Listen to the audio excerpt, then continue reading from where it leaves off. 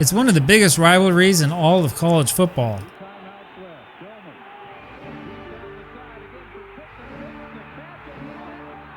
We call it the Holy War, BYU versus Utah. And the animosity between the two teams has led to some absolutely incredible moments. And you know, the funny thing about it is that the religious aspects of this rivalry have really only been a big deal for the last, 30 years or so. So the truth is that while BYU and Utah have always had a rivalry, the football side was really one-sided for decades.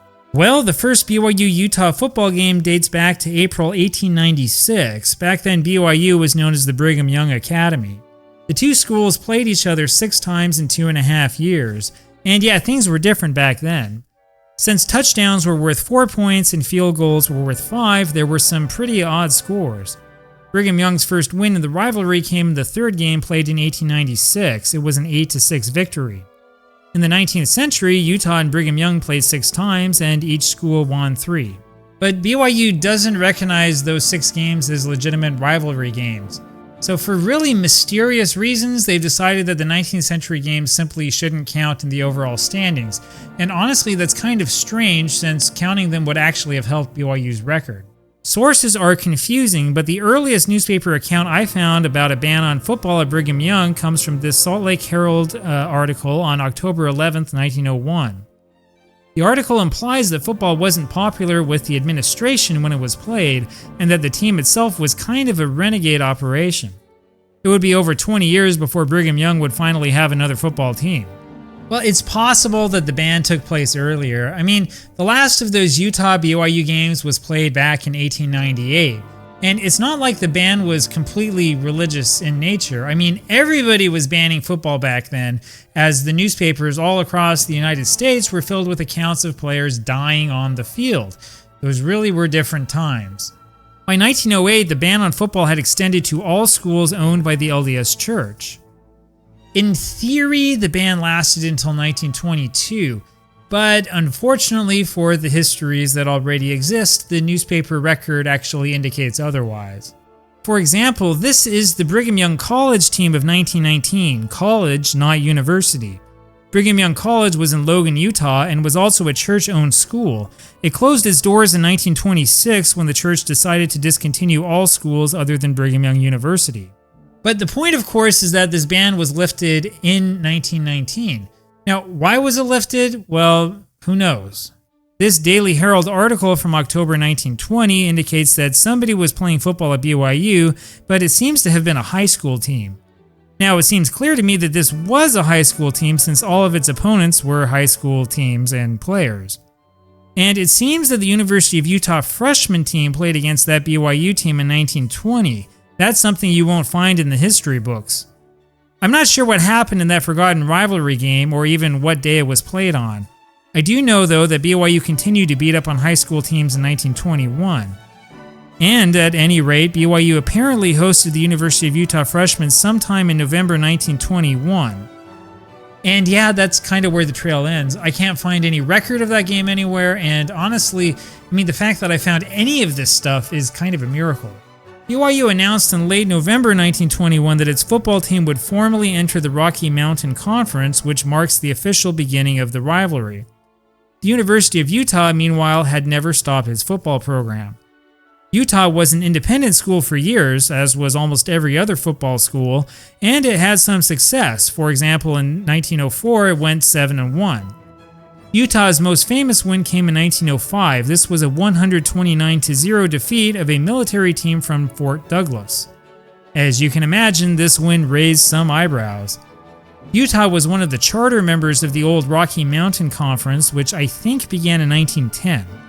Yeah, that part is also a little bit complicated. So the conference was originally just a bunch of Colorado schools. It was called the Colorado Faculty Athletic Conference back in 1909. It then changed its name to the Rocky Mountain Conference in 1910 when it let Utah in. So I guess that old Pac-12 Utah-Colorado rivalry actually did have some historical validity after all. Now, the Utes struggled through their first decade in the conference. But then, after defeating rival BYU 49-0 in the first true 20th century meeting of the rivals in 1922, Utah caught fire. It was a 14-0 win over Utah State, which arguably was Utah's actual rivalry at that time, that gave the Utes their first conference championship. Well, the University of Utah was on cloud nine, and BYU? Yeah, BYU faced decades of futility, especially in this rivalry. BYU's first triumph was actually a moral victory that was a 0-0 tie with Utah in 1928. The tie itself was sort of a miracle. BYU gained only 153 yards from scrimmage and fumbled 3 times. And then it wasn't until 1938 that BYU tied Utah again, this time 7-7. Yeah, that's what I mean when I say that this rivalry was pretty lopsided. And the worst part is that most of these games honestly weren't even close. I mean, the rivalry was there, sure, the players would play hard against each other, the press would play it up, but BYU was just bad, and they were bad for decades. Well, BYU didn't get its first win against Utah until 1942, a full 20 years after the renewed rivalry had begun. It was a blocked kick with time expiring that sealed the come-from-behind win for BYU. And there were a few heated moments at the end as the Utah fans poured out onto the field to stop BYU fans from tearing down the goalposts. And that was it for years. BYU and Utah didn't play again until 1946 after World War II had ended. And once the rivalry resumed, it went straight back to Utah beating BYU every single year. The most famous of those early games came on Thanksgiving 1953 when Utah held off BYU by a single point. Now, this game was televised across the country on NBC. That was due to a very strange set of circumstances that made it the best Thanksgiving Day football game available. We do have some video of this game, though it's not television footage and it's in rough shape. He swings into a host of Utah players, bounces off one and skids to the ground. Most of what has survived are BYU highlights, as you can see. Felt turns, starts up the field, gets some good blocking from his BYU teammates, hits to the 25, the 30, and is hit on the 34-yard line. And in the end, it was yet another moral victory for BYU, losing to Utah by 1 point in its first ever televised game. BYU finally had a real victory again in 1958, beating Utah 14-7 on a late touchdown pass. Wins like this for BYU were really hard to come by in those days. At the time, the more than 30,000 fans that watched this game at Old Rice Stadium was the biggest crowd ever to see a football game in the state of Utah. But that blip didn't end BYU's losing trend. And that's one of the things that really fascinates me about this rivalry. I mean, BYU was horrible. It lost 34 times, won only twice, and then tied 4 times in its matches against Utah. So we're talking generations of futility here. And yet the fans still came out. It's pretty remarkable. Something changed in 1965, however. It was on homecoming in 1965 when Virgil Carter's passing led BYU to a famous victory. Based on the footage I found, BYU was apparently running a single wing offense as late as 1963. That kind of setup wasn't very conducive to the modern passing game.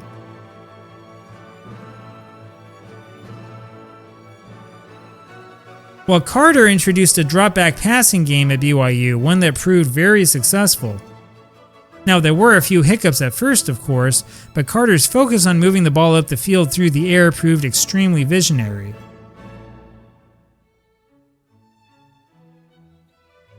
BYU's narrow victory set the stage for things to come, including its first conference championship in what was now the Western Athletic Conference.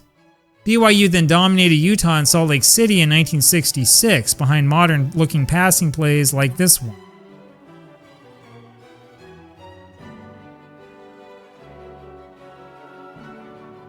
And honestly, that is where the rivalry was really born. It was only a few years later that changed the course of BYU football for good.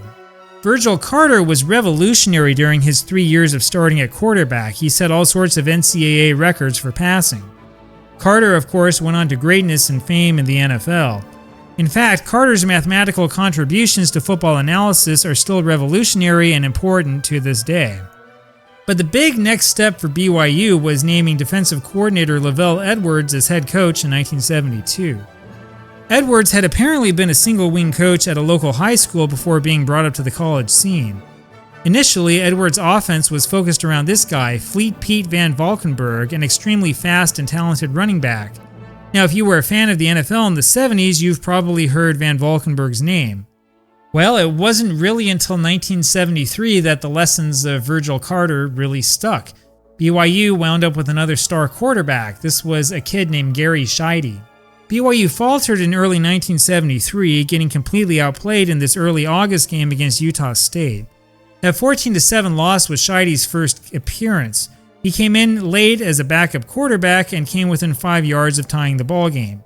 Scheide started the next Saturday against Iowa State. He passed for an incredible 439 yards in a losing effort and tied an old Virgil Carter BYU record with 49 completions.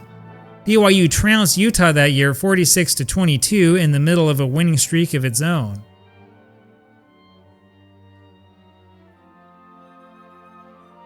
And that was the start of the big and very famous streak of BYU quarterbacks. Well, unlike Carter, Scheide never wound up playing in the NFL, and after he left BYU in 1974, he was replaced by a kid named Gifford Nielsen.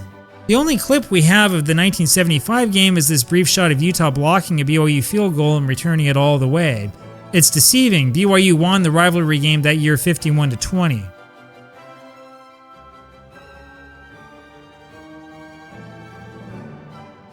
In 1976, passing plays like this one kept that BYU passing tradition alive. Now, don't get me wrong, Utah weren't exactly pushovers in those days, but they seemed to come up short in the big ones.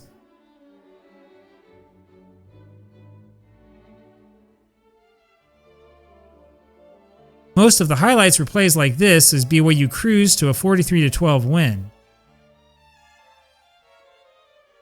But Utah did manage a close win in 1978. The highlight that year was Randy Gomez making this huge touchdown pass on 2nd and 31 deep in the fourth quarter. Yet you see, this rivalry always had the potential for great games. It was just lopsided most of the time. But the bad blood between the two teams really got stronger as the years went on. The first real outward display of that bad blood came in a BYU blowout win in 1980. After making this long touchdown pass, Jim McMahon looked at the Utah students who were heckling him and pointed at the scoreboard. BYU won 56-6. In 1983, Utah kept it close for a little while, thanks in large part to ridiculous BYU plays like this one. Young takes it. No! He had to go right through his hands. It's still free, and I think Utah got it. Boy, there is a big break in the football game. Utah's offense was a bit inept, however, and BYU took advantage.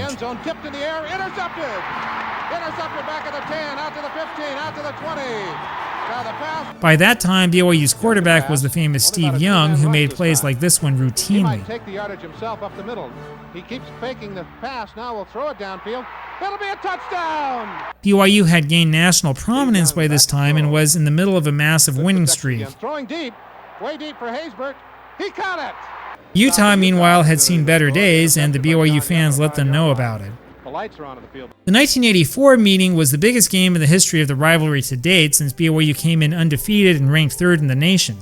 This was also only the second one to be televised live, though it was only shown in Utah. This one started off poorly for BYU and for quarterback Robbie Bosco. Bosco to throw over the middle again. It is intercepted by Utah. Utah had a good option attack that year and was a much better team than its record indicated. But as usual, the BYU air assault overwhelmed Utah's more traditional running game. The Utes were able to stop themselves from being blown out, but the game was never really in reach. In the end, it was this rollout play that preserved BYU's undefeated record and silenced the home Utah crowd. It's kind of fitting that it was a win over Utah that catapulted BYU to the #1 ranking. That was the same Saturday that #1 Nebraska lost to Oklahoma and #2 South Carolina were upset by Navy. And though it remains controversial to this day, BYU wound up #1 in both the UPI and the AP polls at the end of 1984. This was the only time a football team in Utah would be named national champions. Now, BYU winning the national championship in 1984 heated the rivalry up just a little bit more, but it took a couple of years for that intensity to really bear fruit. Utah's football team was slowly rebuilt from the ground up, and it was really ready to roll by the mid-1990s. And this is where things get intense. By 1993, Utah had only won twice in the last 21 meetings of the two schools. But that was about to change. Fakes a handoff. They're in his face. He's scrambling, and they will sack him. BYU was led by quarterback John Walsh, who was one of my least favorite quarterbacks in the history of the school. I remember a lot of these sacks. Rolling to the left is Walsh, and they will sack him this year. I also remember watching a lot of these interceptions. Steps up, throws downfield, intercepted at the 45, back to the 50. Walsh was intercepted by the Utes 4 times in this game, but still managed to keep it close. By Utah, back to the 30, to the 40, and out of bounds at the 50. The 1993 Classic had a little bit of everything, including crazy trick plays. He's hit as he throws it, and it is caught. They got it away and completed it. It also had Utah recovering a fumble at the 1-yard line. Down to close to the 1-yard line. BYU went for it here on 4th and 4 instead of kicking a field goal and made it. Completes it. And then there were incredible plays like this one. I live in Phoenix, so I was the closest guy. Ty's busy. We'll throw it back upstairs. I hear there's something happening. Boy, did Utah come up with a big play. They threw it down the middle of the field. And Down by 7 with little time left, BYU managed to drive all the way down to the Utah 1-yard line. Honestly, I think he was in. John Walsh got the touchdown himself, and the game was tied at 31. And then, after a Utah drive stalled, Chris Jurgensen was called on to kick the most famous field goal in Utah history. Is in play. It's not impossible. I've seen it happen a lot for a long one. Lots of distance. I'll tell you what. He made it! What a He kick. made it! The miracle win marked Utah's first win in Provo since 1971. And in all honesty, this marked the true beginning of the rivalry. You see, I grew up in suburban Utah. My dad and I had season tickets to BYU football games from 1990 through either 96 or 97. I forget exactly which year. I went to this 1993 game. I was 9 years old back then. It was the game that really caused this rivalry to become intense. And honestly, it was really at this time that the Holy War began. Yeah, we can't talk about the Holy War without talking about religion, right? But you know, even though Utah has always been considered the more liberal of the two schools, religion didn't really play a role in this rivalry until the 1990s. I mean, as recently as 1979, the University of Utah Daily newspaper joked that the team's nickname should be changed to the Mormons. Many prominent members of the LDS Church graduated from the University of Utah, including a number of church leaders. The fact that the LDS Church owns BYU does play a role, of course. Articles like this one about inactive church members in Utah's student newspaper in 1986 would be unheard of on BYU campus. In contrast, BYU students have been largely sheltered from controversial religious topics. This 1983 article from the infamous short-lived Seventh East Press was a rare exception. Well, aside from some of these freedom of speech issues, there really wasn't that much of a difference between the student bodies of the two schools, at least not when I was growing up. I mean, my high school in suburban Salt Lake was about 95% LDS. More kids from my graduating high school class attended the University of Utah than BYU. But Utah's reputation as a so-called anti-Mormon school seems to have grown in the 1990s, and it seems to have really grown right along the time that this rivalry started to get really good. Letters to the editor blasting the University of Utah for somehow discriminating against believing Latter-day Saints like this one started to appear around that time. These days, the University of Utah student body is far less likely to be LDS than before, though 30% is still far higher than the average at most schools around the country. In other words, the Holy War concept is actually a pretty recent development in the rivalry. Yeah, there's another element that contributes to the Holy War. That would be BYU's famous honor code. Now, for the sake of being transparent, I went to BYU. I graduated about 15 years ago. And honestly, I had a good time there. But the honor code is a bit of a problem. Let me explain. Well, the honor code was originally basically an agreement not to cheat. That is, until this man, President Ernest L. Wilkinson, decided to change it in the mid-1960s. Though it is often explained as a contract between students and school administration, the truth is that the honor code was a dictatorial rule from the start. As time has gone on, the honor code has focused less on enforcing standards of academic honesty and more on punishing students for growing facial hair or for wearing shorts that stop right over their knees. The code was as controversial when it first was announced as it is today. But interestingly enough, the University of Utah's newspaper actually came out in Wilkinson's defense, such as in this editorial. For years, the honor code was the dividing line between the students of the two schools. They were divided by a common religion. And yeah, that's why I have to mention this. I mean, it really sucks to talk about this, but I have to talk about it. There's this feeling among some BYU fans of smugness and superiority. It's as if they were fans of God's one true football team. And honestly, that feeling has only grown since the 1990s. Nothing exemplifies that arrogance better than former BYU linesman Lenny Gomez, who called Utah players and fans low-class losers after that big loss in 1993. And I'll note that I've never heard of Gomez being punished by the Honor Code office for swearing in that interview. It's kind of funny how that works. Well, the two teams were back at it again in 1994 for another huge rivalry game. John Walsh put BYU up by 4 late with this dramatic touchdown throw. But then Utah got great field position with this insane kickoff return. Cal Beck at his 1-yard line. Great block. Holy cow. And Beck still on his feet. Gets terrific yardage. Beck still up. Oh my goodness, Beck. BYU's defense let Utah walk all over them in the end. Draw play to Charlie Brown. And Charlie, great yardage all the way. Utah quarterback Mike McCoy put Utah on top with his touchdown throw to running back Charlie Brown.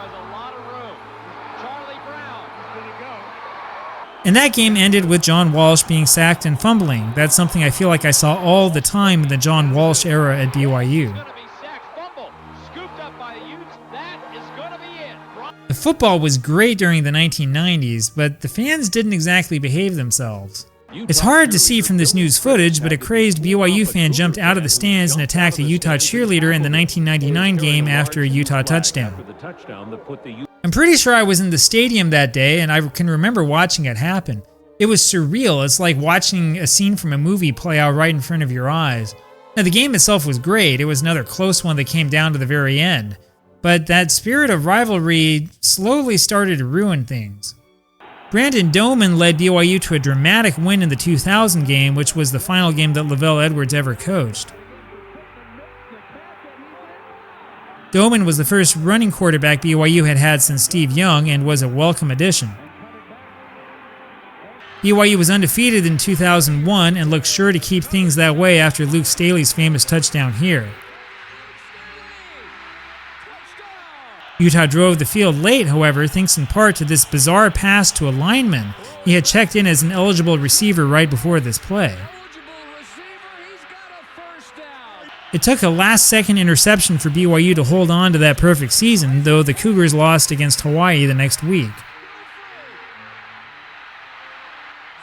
Then a few years later, Urban Meyer came on as Utah head coach and led the Utes to the greatest seasons in school history.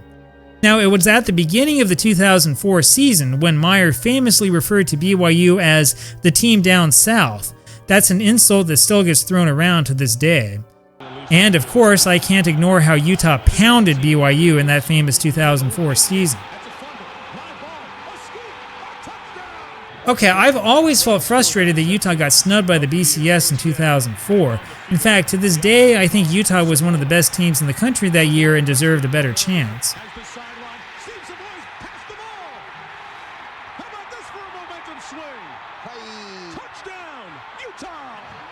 And the same can be said for that famous 2008 Utah team, another undefeated team that got the BCS snub. Okay, I'm recording this video before the 2024 BYU-Utah game. I don't know what's going to happen this time around. I'll tell you, though, that I haven't found a time in my research where the team that was undefeated going into this rivalry game lost. Now, in the old days, they would play this game back at the end of the season. In other words, a win by an undefeated team would cap off an undefeated perfect season. Maybe this year will be a little bit different, but who knows. I could probably go on for hours with these highlights, but I'll keep it as brief as I can. However. Heaps throws it all alone. McKay Jacobson back. After a close win over Utah in 2007, BYU wide receiver Austin Collie alluded to this idea that God was a BYU fan. Later, after another close BYU win in 2009, quarterback Max Hall waxed poetically on his hatred of the University of Utah. He also claimed that his family had been doused with beer at Rice-Eccles Stadium. And then there was former Utah punter Tom Hackett, who had a few choice words to say about BYU in 2015. And that's just the stuff that the players would say. I'm not going to go into the rhetoric that you would read in places like the Deseret News comment section online or the KSL comment section. The truth is that underneath all that rhetoric, though, was some really good football. Well, for example, there was Daniel Jones for Utah with his famous 95-yard kickoff return in the fourth quarter in 1998. That cut BYU's lead to 2. Daniel Jones is outside. He's still going. He's 20. He's 10. He'll score. That was the same game where Ryan Kanashiro's last-second field goal attempt bounced off the upright. We call this one the Kanashiro doink. I was working for BYU concessions when Brent Ratliff made this famous pass in overtime in 2005. BYU's final pass just missed the arms of the receiver.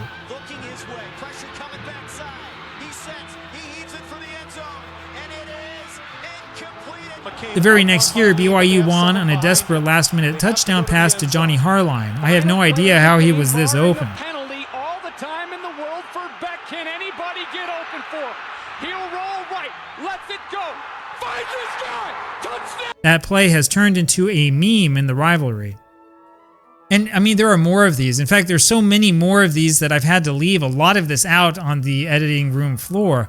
Now, in the end, though, as I said, the negatives of the rivalry slowly started to outweigh the positives. When Utah went to the Pac-12 in 2011, BYU decided to go independent. Those conference moves changed the nature of the rivalry, turning it into a non-conference game. There was a predictable outcry when the rivalry took a hiatus. But it didn't last long. BYU and Utah met unexpectedly in the Las Vegas Bowl in 2015, for example.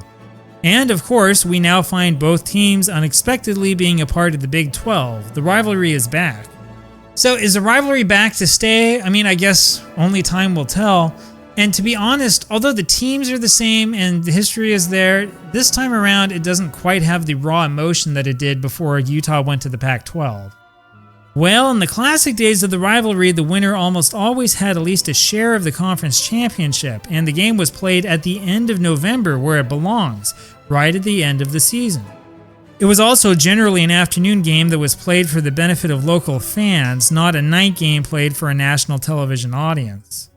So yeah, this year's version doesn't feel quite as intense as it had in the past. And I'll be honest with you, I mean, myself, my siblings, my dad, friends that I have that went to BYU, a lot of us actually were cheering for Utah in the Pac-12 days because we wanted to see something from the state of Utah do well.